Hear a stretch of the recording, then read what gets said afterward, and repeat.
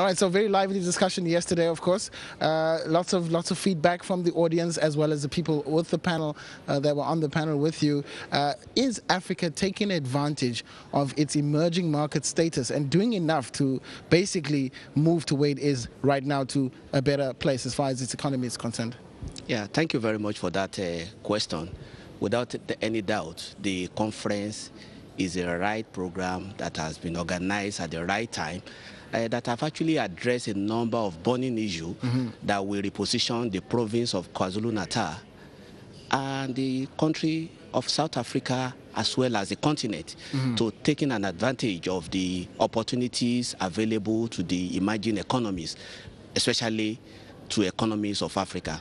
Without any doubt, we still have a lot to do. The pace is still very slow, and this has to be accelerated. And there are so many challenges that has to be worked on, as buttressed during the session of yesterday.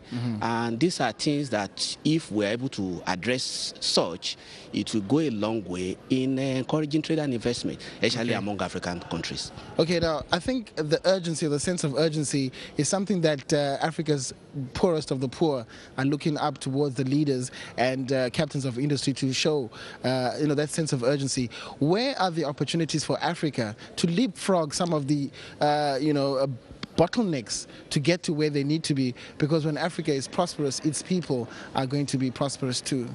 Yeah, there is a speculation that by 2020 there will be shift in wealth of about 13 trillion US dollars from the capital market of developed economy to that of the emerging market, in which Africa is well positioned to tapping from such. And the question is, are we doing enough to taking an advantage of these positive changes? Right. Currently, knowing that we still have intra-border issues. Each economy is still protecting its own country, its own border, thereby discouraging the free flow of goods and services. Are we doing enough to relax and look at how do we what was the answer to that question? Are we doing enough? The answer is no. We're not. Why? Yet to be done.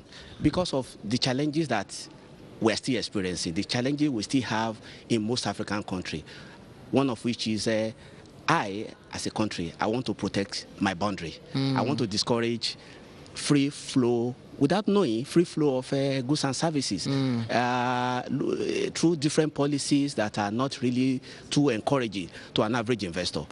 So obviously Africa would need to change those type of policies and begin to start thinking in one voice as one continent, maybe. The time is now right for such, and the West African market is a good example for us in this regard. As a Nigerian, I am free to move into Ghana.